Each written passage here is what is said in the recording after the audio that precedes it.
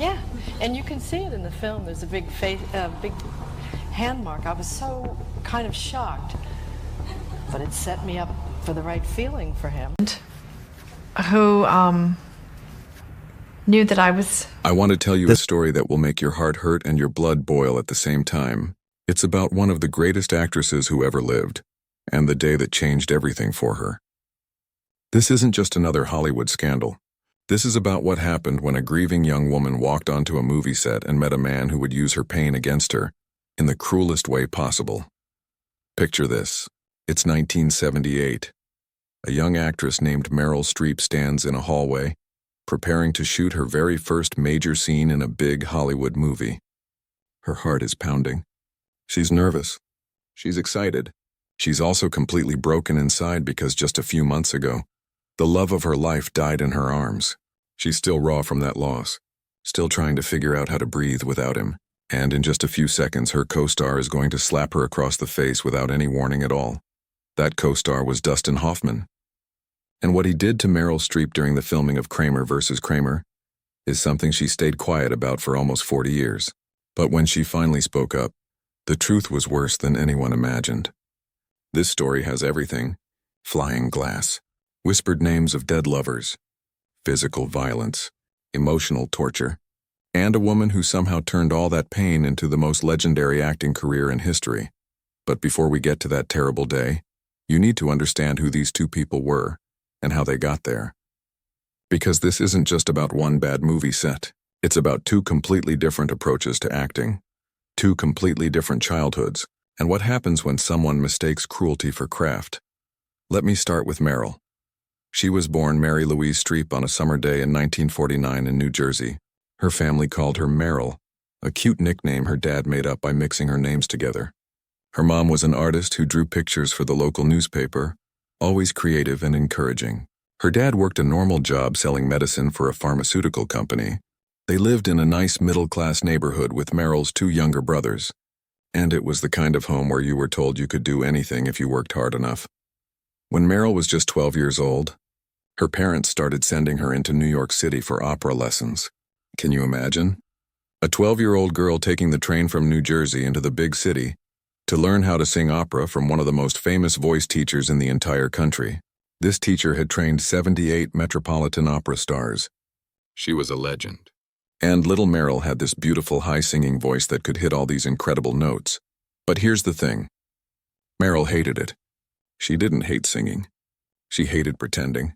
She would stand there singing in Italian or German or French, languages she didn't understand, and she felt completely hollow inside. She was singing words that meant nothing to her, feeling emotions that weren't real, and even at 12 years old she knew something important.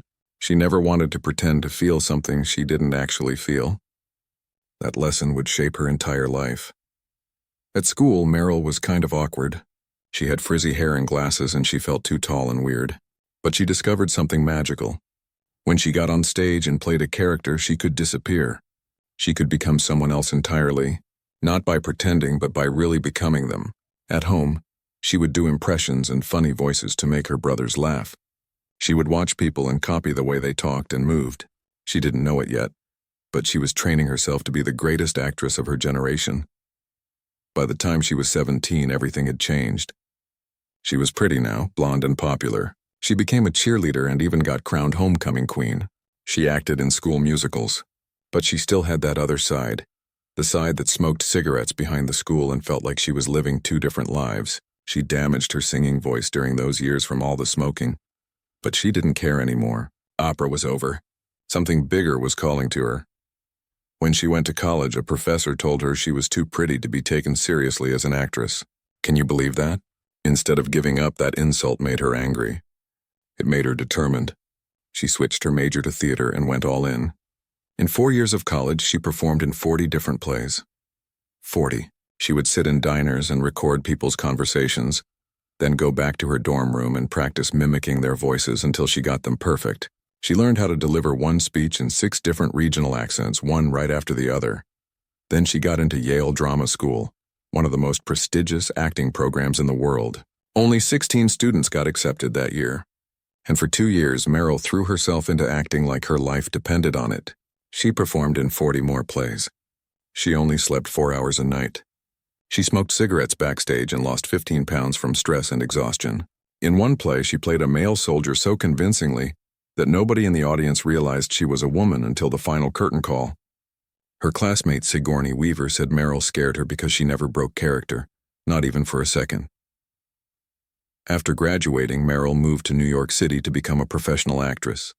She lived in a tiny apartment in a rough neighborhood and earned barely enough money to survive. She performed on Broadway and off-Broadway, sometimes doing shows in Central Park where she would act through thunderstorms and heat waves and the noise of helicopters flying overhead. She waited tables until 2 in the morning and then showed up for rehearsals at 9. She once fell asleep standing up during a costume fitting because she was so exhausted, but she never quit. Never.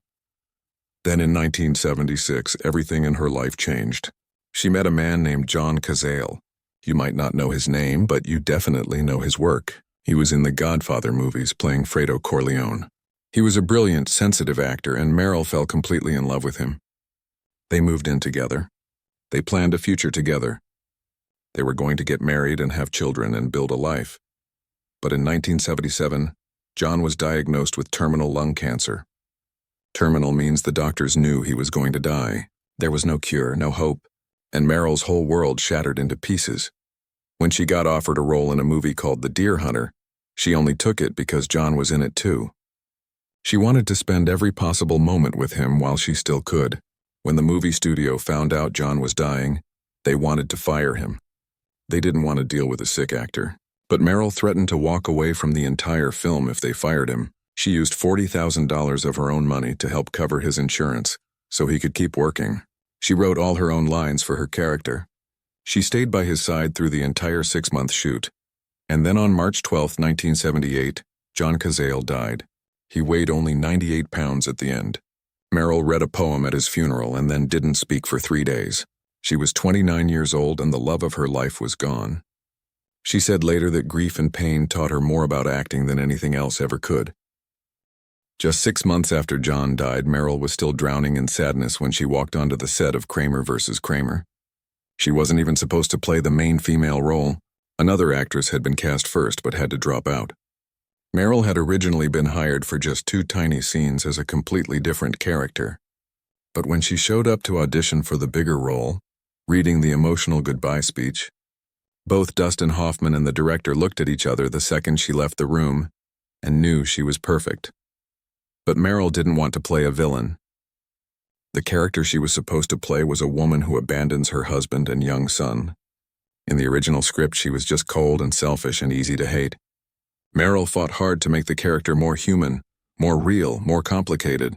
She argued that no woman would just leave her child without real pain and real reasons. She insisted on making the character someone the audience could understand, even if they didn't agree with her choices. Now let me tell you about Dustin Hoffman, because understanding what he did to Meryl requires understanding where he came from and how he learned to act. Dustin was born in Los Angeles in 1937 to a family that had fled violence and persecution in Eastern Europe. His grandparents escaped something called pogroms, which were organized attacks on Jewish communities in Romania and Ukraine. They came to America carrying trauma that went deeper than words. Dustin's mom gave up her dream of being a jazz pianist. His dad sold furniture and earned barely enough money to feed the family. They moved 7 times before Dustin turned 12. Money was always tight. Food ran low. Shame ran high. Dustin didn't fit in as a kid. He was short, only 5'6". He had a big nose and a Jewish last name in a time and place where that made you a target. Other kids mocked him constantly, called him names, made him feel like he didn't belong anywhere. All that pain and hurt turned into something sharp inside him, something he would eventually use in his acting. But that doesn't make what he did okay. Pain doesn't give you permission to hurt other people. When Dustin was 19, he dropped out of college and took a bus to New York City with just $300 he had saved from working terrible jobs. He had no plan, no place to live, no connections. He slept on benches in subway stations. He showered at the YMCA for 50 cents. He waited tables and took acting classes where the teacher pushed him to dig into his deepest emotions, his worst memories, his rawest pain. And something in Dustin responded to that. He learned to break himself open and bleed on stage. He learned that real emotion, even if it hurt, made for powerful acting. For years, Dustin struggled. He was told over and over that he was too short, too ethnic-looking, too weird for Hollywood. He lived with two other struggling actors, Gene Hackman and Robert De Niro, in a falling-apart apartment where they split $75 a month rent 3 ways and 8 canned beans. One year, Dustin went to 200 auditions and earned only $860 total. At one point, he was so desperate he worked at a department store showing wind-up monkeys to children for $5 a day. But Dustin kept pushing. And in 1967, everything changed. A director named Mike Nichols was looking for someone to play the lead role in a movie called The Graduate. He needed someone who felt lost and confused and out of place. Someone who didn't look like a typical movie star. When Dustin showed up to audition, he was 29 years old, auditioning to play 21. He arrived 20 minutes late, sweating and nervous. He knocked over a water glass. He stumbled through the lines, but somehow it worked. He felt exactly like the character, and Mike Nichols gave him the role. The Graduate became one of the biggest movies of 1967. It made over $14 million at the box office.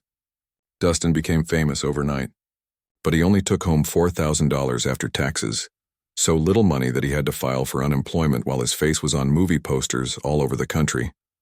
After that, Dustin's career exploded. He played a dying hustler in Midnight Cowboy. He aged from 17 to 121 years old in Little Big Man, sitting in makeup for 5 hours every single day. He lost 15 pounds to play the comedian Lenny Bruce.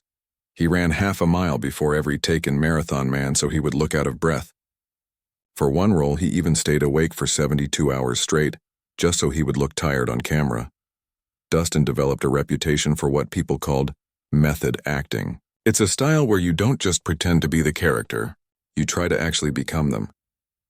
You live like them, you feel what they feel. You push yourself to real emotional breakdowns, and Dustin took it further than almost anyone. He would demand that directors rewrite scripts over and over. He would improvise and change scenes without telling anyone. He would push other actors, sometimes cruelly, to get real reactions out of them. Some people thought this made him a genius. Others thought it made him a nightmare to work with. Directors complained about him. Co-stars called him controlling and difficult. His own wife filed separation papers twice before they finally divorced, partly because he would refuse to speak to her for days at a time while he was in character for a role. He would spend 8 to 10 hours a day talking to himself, barely eating, completely consumed by whatever part he was playing. By 1978, Dustin was 42 years old and had made $50 million from movies over the past decade. He had built an incredible career from nothing, but behind all the success there were whispers. Stories about how he treated people, how he would push extras and co-stars and anyone else on set to get what he wanted, how he believed that real emotion, no matter how you got it, was all that mattered. So now imagine what happened when these two people came together. Meryl Streep, still grieving the death of her soulmate, trying to honor his memory by being the best actress she could be, and Dustin Hoffman completely committed to getting real emotion on screen no matter what it took. The production of Kramer vs. Kramer was tense from the start. Dustin demanded they film in real New York apartments instead of on movie sets. He pushed for rewrites constantly, adding moments from his own life and his own painful divorce. The director even offered him co-writing credit, but Dustin turned it down. He trained the 7-year-old boy who played his son personally. That famous scene where the kid refuses to eat his ice cream? Completely improvised by Dustin pushing the child actor to react naturally.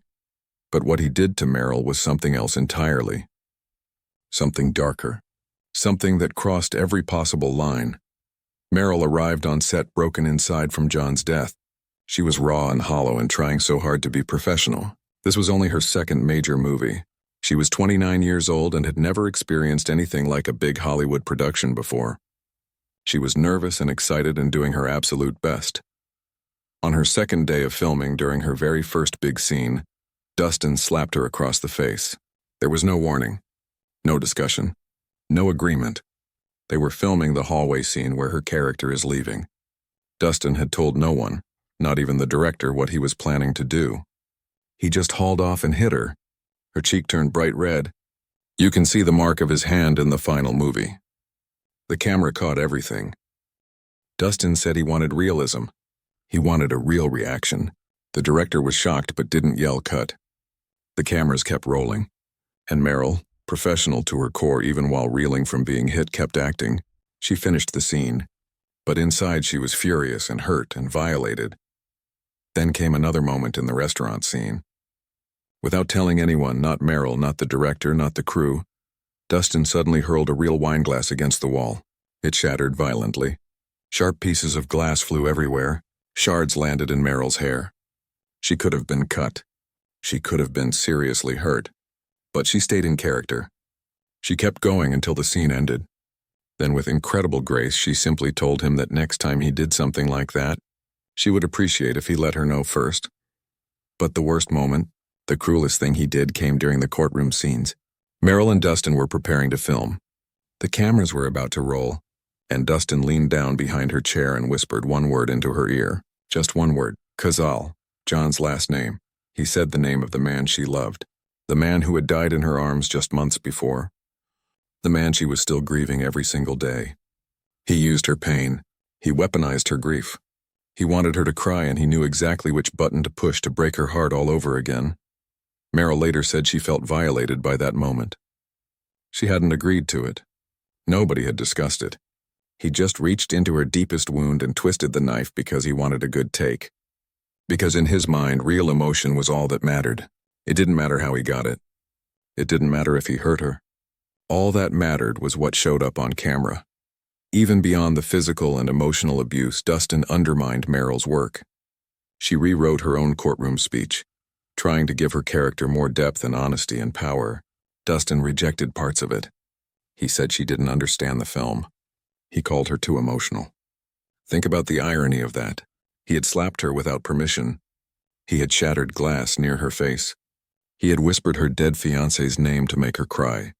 And then he accused her of being too emotional. The director tried to keep peace between them, but the damage was done. Meryl kept her professionalism through the entire shoot. She showed up every day. She did her job brilliantly. But inside, she was keeping track of everything Dustin did to her. And she made herself a promise. She would never ever work with him again. When Kramer vs. Kramer came out in December 1979, it became a massive hit. The story about a father learning to take care of his son after his wife leaves touched millions of people. It made over $160 million at the box office, making it the highest-grossing movie of the entire year. It beat out Alien and Rocky II and Star Trek. At the Academy Awards in April 1980, Kramer vs. Kramer won 5 Oscars out of 9 nominations. Dustin won Best Actor. Meryl won Best Supporting Actress. When Meryl gave her acceptance speech, she thanked the director and the crew. But she never mentioned Dustin, not once. That silence spoke volumes. When Dustin got on stage to accept his award, he held up the Oscar statue and said something strange. He said the statue had no genitals and was holding a sword. Then he gave a passionate speech about actors and respect. It was one of the weirdest moments of the night. And looking back now, knowing what he had done to Meryl, it feels almost cruel. Him talking about respect while she sat in the audience, knowing how little respect he had shown her.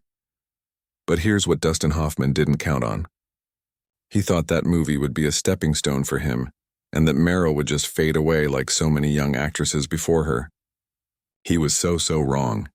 Meryl's career didn't just grow, it exploded. 3 years later, she won her second Oscar for Sophie's Choice, and then she just kept going. She earned 21 Academy Award nominations over her career, more than any actor in history, male or female. She won again in 2012 for The Iron Lady. She gave legendary performances in The Devil Wears Prada, Doubt, The Post, August Osage County, and so many more films that shaped culture and moved audiences. She proved something that Dustin's method could never understand. You don't need violence to create brilliance. You don't need to abuse your co-stars to get good performances. You don't need to violate people's boundaries and weaponize their grief to make great art. Meryl showed that you can be kind and professional and still be the greatest actress who ever lived. For almost 40 years, Meryl stayed quiet about what happened on that set. She moved forward with grace and dignity. She built her empire. She raised 4 children with her husband, a sculptor she married just months after John died. She became the standard against which every other actress was measured. But then in 2017, the world started changing. Women in Hollywood began speaking up about abuse and harassment. The Me Too movement gave them the courage and the platform to tell their stories. And suddenly people started coming forward with stories about Dustin Hoffman too. A woman named Anna Graham Hunter wrote about being a 17-year-old intern on one of his TV movies in 1985. She described how he groped her and harassed her and asked her disgusting sexual questions and made cruel jokes that humiliated her in front of the crew. She said he once told her he wanted a hard-boiled egg and a soft-boiled clitoris. Think about that. She was 17 years old, a child, and he thought that was acceptable behavior. More women came forward. By December 2017, 7 different women had accused Dustin of sexual harassment and assault. Stories about him exposing himself, groping women, assaulting someone during the filming of a movie called Ishtar in 1987. His lawyers denied everything and called the accusations lies, but the stories kept coming. And then in 2018, Meryl finally spoke. Nearly 40 years after that slap, she gave an interview to the New York Times. She said quietly, simply, that it was her first movie and her first take, and he just slapped her without warning. She said it was overstepping. That's the word she used. Overstepping. Think about how much grace that took. How much restraint. She could have destroyed him with her words. She could have described every terrible thing he did in graphic detail. But instead, she just said it was overstepping. She told the truth, but she did it with the same professionalism she had shown on that set all those years ago. But make no mistake, that simple statement was powerful. It confirmed what people had suspected. It added her voice to a chorus of women who had been hurt by Dustin Hoffman's belief that he could do whatever he wanted in the name of art. It made it clear that what happened on the set of Kramer vs. Kramer wasn't genius. It was abuse. And to this day, Meryl Streep has never worked with Dustin Hoffman again. She has worked with almost every major actor and director in Hollywood over her 50-year career. She has done comedies and dramas and musicals and period pieces and everything in between. But never once has she been in another movie with the man who slapped her and whispered her dead lover's name to make her cry. That's not a coincidence. That's a choice. A deliberate, powerful choice that says more than any interview ever could. It says that there are some lines you don't cross, some hurts you don't forget, some people you don't forgive, not because you're holding a grudge, but because you respect yourself too much to let them hurt you again. The story of what happened between Meryl Streep and Dustin Hoffman isn't just about 2 actors on one movie set. It's about power and abuse and the way Hollywood allowed men to treat women terribly and call it art. It's about how method acting became an excuse for cruelty. It's about how women were expected to just take it, to stay quiet, to be professional no matter what was done to them. But it's also a story about resilience, about a woman who took the worst experience of her professional life and used it as fuel. Meryl didn't let what Dustin did to her define her career. She didn't let it break her. She turned that pain and anger into motivation. She proved that kindness is not weakness, that you can be a good person and still be great at what you do. Today, Meryl Streep is considered the greatest actress of all time. Dustin Hoffman is remembered as a talented actor, with a dark history of abusing his power. Their legacies tell you everything you need to know about which approach really works, about what really matters in the end. If this story moved you, if it made you think, if it reminded you why we need to keep speaking up about abuse and harassment and cruelty, then please hit that like button. Share this video with someone who needs to hear it. Subscribe to our channel for more stories about the hidden truths of Hollywood. And leave a comment telling me what you think. Should Meryl ever forgive Dustin? Do you think method acting ever justifies this kind of behavior? I want to hear your thoughts. Thanks for watching, and I'll see you in the next video.